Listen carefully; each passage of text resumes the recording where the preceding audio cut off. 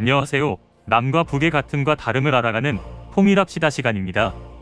요즘 북한의 내부 상황이 생각보다 많이 불안하고 위험해 보입니다. 특히 전 세계가 코로나19와의 전쟁을 치르고 있는 가운데 북한은 아예 국경을 봉쇄하고 자국만의 방역을 선전하고 왔는데요. 그 2년이라는 기간 동안 북한 내부는 1990년대 고난의 행군보다 더 심각한 상황으로 치닫고 있는 시그널이 계속 나오고 있습니다. 그래서 오늘은 북한의 현 통치자 김정은이 국가 통치 실패 징후 10가지에 대해 알아볼까 합니다. 10. 김정은 3년 동안 10년사를 하지 않았다. 북한의 현 통치자 김정은이 2020년부터 2021년, 2022년 새해까지 3년 연속 10년사를 하지 않았습니다. 김일성 시대부터 전통적으로 북한은 수령의 10년사를 통해 한 해를 열어왔으며 10년사 암송, 경연대회, 10년사 관철 군중대회 등을 통해 주민들을 추동하고 결속해왔습니다. 김정은이 3년 연속 10년사를 생략한 것은 국정운영의 불안감 표현이라고 미국의 대북 전문가들이 VOA 방송을 통해 밝혔는데요. 에반스 리비어 전 미국 모부 동아태 담당 수석부차관보는 김정은이 10년사를 생략한 것은 그만큼 북한의 경제 상황이 매우 민감한 상태이며 때문에 상세한 내용을 밝히길 원치 않기 때문이라고 말했습니다. 그러면서 북한은 앞으로 나아갈 수 없는 상태에 직면해 있다고 밝혔습니다. 수김 랜드연구소 분석관은 김정은이 10년사를 생략한 것은 침울한 북한 내부의 분위기를 보여준다며 연말에 열린 조선노동당 전원회의 결정서에서 미국이나 한국을 언급하지 않은 것은 대외적으로 크게 관여할 외교의 질을 잃은 것이라고 내다봤습니다. 9. 김정은 통치 10년 동안 김일성 연기 수준에서 벗어 못 나고 있다. 북한의 독재자 김정일이 사망하자 김정은이 북한의 새 통치자로 전격 등장했는데요. 그때의 모습이 30대의 평양에서 개선연설을 했던 김일성의 모습과 매우 흡사하다고 주민들은 이구동성 김일성의 환생으로 김정은을 맞이했습니다. 하지만 김정은 집권 10년이 지난 지금 북한 주민들은 고난의 행군 시대보다 더 못한 때로 가고 있다고 불만을 토로하고 있고 김정은의 통치 기간이 10년이 지나도 할아버지 김일성의 대역 수준에 머물러 있다고 전문가들은 분석했습니다. 8. 미사일 외교, 미사일 통치에 계속 매달리고 있다. 북한은 핵실험과 미사일 실험은 겉으로는 국방력을 강화하고 자신들만의 체제를 수호하는 수단으로서 필요성을 언급해 왔는데요. 북한이 미사일 개발과 실험으로 미국과 한국, 국제사회를 향해 협박성 외교를 펼치고 내부 자체로는 주민 결속을 강화해 왔다는 것은 이미 많이 알려진 사실입니다. 하지만 이러한 미사일 외교와 미사일 통치술에 중독되어 계속 매달리다 보면 국제사회로부터 고립은 물론 특히는 북한과 형제의 관계를 맺고 있는 국가들로부터의 고립도 시간 문제라는 관측이 우세합니다. 지금은 핵실험보다 미사일 실험 위주로 대외관계 방향을 틀었지만 지난 2016년 제5차 핵실험이 진행될 당시에는 중국 학계에서도 한미에서 제기되는 북핵에 대한 외과 수술식 타격과 김정은 제거를 마지막 수단의 하나로 지지하는 언급이 나올 정도였습니다. 김정은이 계속 미사일 외교와 미사일 통치술에 매달릴수록 북한 체제의 앞날은 더욱더 장담할 수 없다는 것이 전문가들의 분석입니다. 7. 선대 수령들의 노선만 답습하고 김정은만의 노선이 없다. 김정은 집권 이후 10년을 돌아보면 젊은 통치자의 스타일에 맞는 정책 노선을 내놓지 못하고 있는데요. 큰 맥락에서 보면 할아버지 김일성이가 내놓았던 국방건설과 경제건설의 병진 노선을 그대로 옮겨놓은 핵경제 병진 노선 외에 특별한 것이 없습니다. 그것도 그냥 국방과 핵이라는 단어를 서로 바꾸어 놓은 것뿐입니다. 2012년 집권 이후 1년 만에 우리식의 새로운 경제관리 체계를 확립할 때 대하여 즉 북한의 경제난을 타개하기 위해 시행할 이른바 628 조치가 담겼다는 내부 문건이 밖으로 돌아다닌 적은 있었습니다. 628 조치의 내용은 크게 두 가지로 요약할 수 있는데요. 공업 분야에선 국가가 기업소의 생산을 위한 초기 자금을 지원하고 생산계획, 가격, 판매 방식 등은 기업소의 자율성을 주는 내용입니다. 또한 농업에서는 협동농장 수확물을 국가와 농민이 7대3의 비율로 나눠 농민 몫을 보장하는 내용을 담고 있습니다. 하지만 현재까지 시행 단계를 밟지 않은 것으로 보아서는 은근슬쩍 폐기했다는 분석도 있습니다. 지금은 또 그 쾌쾌 묵은 자력갱생을 주문 외우듯이 강조하며 주민들을 닥달하고 있지만 동원되는 주민의 수는 10분의 1에도 못 미칠 거라는 전망입니다. 6. 국가 통제를 벗어난 심각한 민심 이탈. 북한이 정권의 운명을 걸 정도로 김정일 시대에 이어 김정은 시대에까지 대를 이어 강조했던 자본주의 황색바람, 즉 한류 차단에 국가보위성, 사회안전성 등 치안기관들을 총동원하여 막으려고 안간힘을 써왔지만 결국엔 두 손 두 발 들고 말았습니다. 국가 차원의 합법적 허가는 아니더라도 북한 주민들은 누구나 밤이 되면 한국의 드라마, 영화, 노래를 안 보거나 안 듣는 사람이 거의 없을 정도인데요. 심지어 유튜브에 올라오는 탈북민 유튜버들의 영상도 다운로드되어 USB나 메모리 카드에 담겨 북한 전역으로 전파되는 상황입니다. 한류를 접하는 주민에 대해선 공개 처형도 서슴지 않았던 김정은 자신도 시대의 흐름을 어쩔 수 없었는지 국무위원회 소속 연주단을 한류 스타일로 개조하고 있습니다. 또한 주민들 속에서 과거에는 상상할 수조차 없었던 체제 비난이나 비판의 목소리는 이제는 아는 사람끼리 모이면 밥상의 술안주처럼 공공연하게 말하는 일상이 되었고요. 연인들 사이에선 동지, 동무, 좋아하어라는 말은 빠지고 자기야, 오빠야, 사랑해 등 한국식 말투가 유행되고 있는 실정입니다. 이는 독재국가 북한도 더는 주민 통제를 정권의 의도대로 끌어갈 수 없다는 걸 보여주는 방증이기도 합니다. 5. 군인 일탈, 외교관 이탈도 심각하다. 김정일 시대 때 들이닥쳤던 경제난, 즉 고난의 행군 시기에 군을 이탈하는 탈영병들이 많아 북한 당국이 상당히 골머리를 앓았습니다. 얼마나 많았던지 탈영병에게 군사재판은커녕 대대, 연대, 사단별 요양소에 보내 사상교양사업과 함께 부대별로 요양을 시켰는데요. 요즘 그런 현상이 다시 나타나고 있습니다. 북한 정권을 총대로 수호해야 할 군이 이탈 현상을 보인다는 것은 김정은 정권의 뿌리가 흔들리고 있다는 시그널입니다. 김정일 시대와 다른 양상을 보이고 있다면 무장 탈영이 많은 건데요. 그래서 요즘 보초나 훈련에 나가는 군인들에게 실탄을 지급하지 않는다는 전언입니다. 북한 군인들 사이에서는 총기류나 실탄을 가지고 탈북할 경우 돈이 된다는 것과 위급한 상황에 자신을 보호할 수 있는 수단으로 될 수 있다는 인식이 지배적이어서 무장 탈영 군인의 수는 계속 늘어나고 있습니다. 한편 해외에 나가 있는 북한 외교관들의 이탈도 심각한 수준인데요. 언론에 공개가 된 것도 있지만 노출이 되지 않은 이탈 외교관들의 수가 의외로 상당히 많습니다. 해서 북한은 내부적으로 적색 경고 등이 켜진 상태입니다.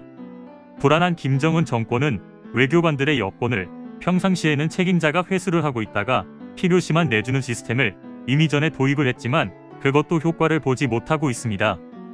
또한 해외 체류국에서 외교관이 혼자 외출하는 것을 금하고 있으며 2명 이상의 외교관 출입만 허용하는 원칙을 적용해 가고 있지만 현실성은 떨어지고 있어 외교관들의 이탈은 계속 가중되고 있습니다. 4. 집단 지도체제에서 가족 지도체제로 전환을 시도하다 실패했다. 북한은 원래 조선민주주의인민공화국이란 이름에서 보듯이 당과 국가라는 집단 지도체제로 운영되었는데요. 하지만 1956년에 터진 8월 종파 사건, 즉 조선노동당 3기 2차 전원회의에서 최창희, 박창호, 서휘, 윤고은, 위필규 등이 김일성의 개인 숭배를 비판하자 이들을 모조리 숙청한 사건으로 이후 수령절대주의, 김일성, 김정일, 김정은 1인 지배 체제로 국가를 운영해왔습니다. 1인 지도체제라고 하지만 김일성 시대엔 조선노동당 중앙위 정치국 상무위원회, 김정일 시대엔 국방위원회, 김정은 시대엔 국무위원회와 같은 최상위 의사 결정기관을 통한 집단 지도체제 형식도 갖추었는데요. 그러나 김정은은 핵심 실세인 김정일 운구차 7인방, 장성택, 이영호, 농축, 김영춘, 김정갑, 김기남, 최태복과 2013년 12월 고모우 장성택 처형 직전 백두산 및 삼지연에서 협의를 가졌던 삼지연 8인방, 광명서, 김원홍, 김양권, 한광사, 김명호, 박태성, 마원춘, 홍영치를 처형, 숙청, 좌천의 방법으로 모두 실각시키면서 집단 지도체제를 무력화시켰습니다. 대신 동생 김여정을 2018년 2월부터 조선노동당 선전선동부 제1부부장, 2019년 12월 조선노동당 중앙위원회 제1부부장, 2020년 4월 조선노동당 정치국 후보위원을 거쳐 2021년 1월에는 조선노동당 중앙위원회 위원으로 초고속 승진을 시키며 집단 지도체제에서 가족 지도체제로의 전환을 꾀하였으나 사실상 실패한 것으로 확인되고 있습니다. 3. 가정 문제 불화설, 개인 건강 이상설. 김일성은 사람의 인간 개조 사업 중에서 가정혁명화를 굉장히 중요시 여겼는데요. 가정혁명화에 걸린 사람은 간부 등용에서 제외되거나 간부에 발탁이 되었어도 처벌되고 좌천시킬 정도입니다. 북한이 가정혁명화를 중요시 여기는 가장 기초적인 요인은 사회주의 건설에서 가정이 기초단위이고 가정이 사회세포 조직으로서 혁명의 출발점, 기초로 보기 때문인데요. 가정이 혁명화가 되어야 다른 분야도 잘 될 수 있다는 혁명 이론 때문입니다. 쉽게 말해 우리 속담에 집안일이 잘 되어야 바깥일이 잘 된다 라는 어원의 기초를 둔 가정혁명화는 아내나 자식들, 심지어 가까운 가족들까지 사상적으로 타락되어 사회적으로 문제를 일으키거나 부부싸움이 잦거나 자식들이 사고를 치거나 아내가 남편의 권력을 남용하는 등의 행위들이 나타날 경우 자신의 가정도 혁명화를 못하면서 조선혁명이 가당 티나 하는 식으로 가장에게 그 책임을 물어 처벌하는 제도입니다. 가정혁명화의 대표적인 영화는 조선예술 영화 우리 집 문제입니다.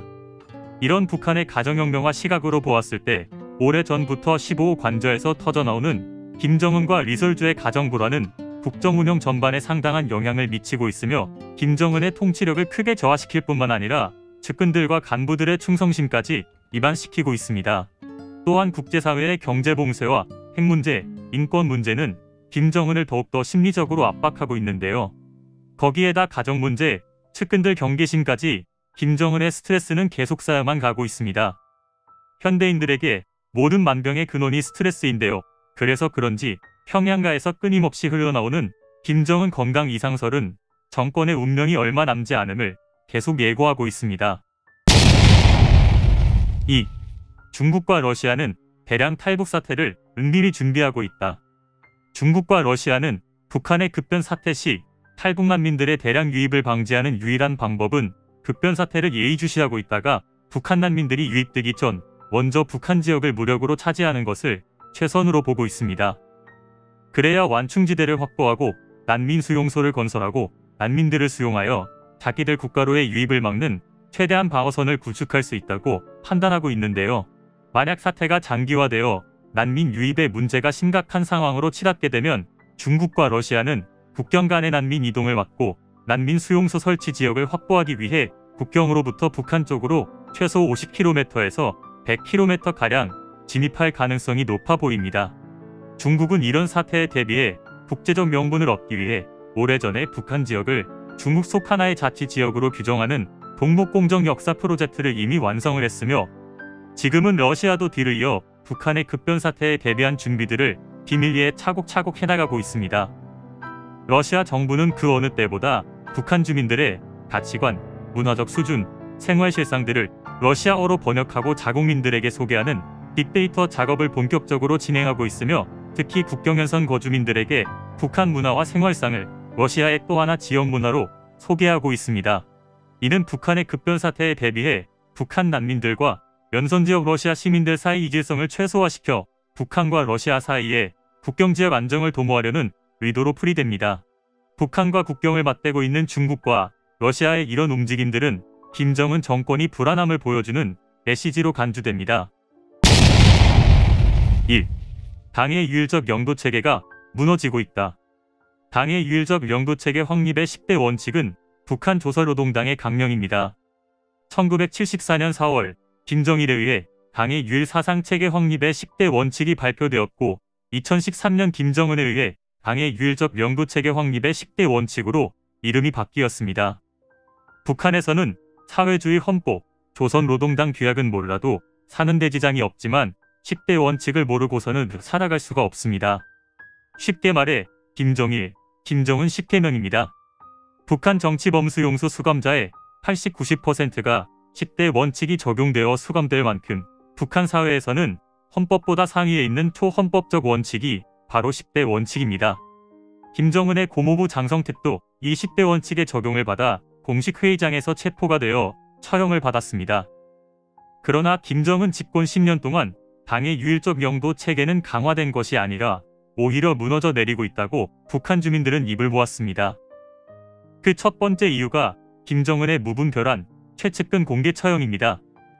공개 처형 같은 공포 정치를 통해 당의 유일적 영도 체계를 강화하려고 했으나 오히려 그 반대 현상이 일어나 측근들과 간부들의 정권 이탈을 더 부추겼다는 주장입니다.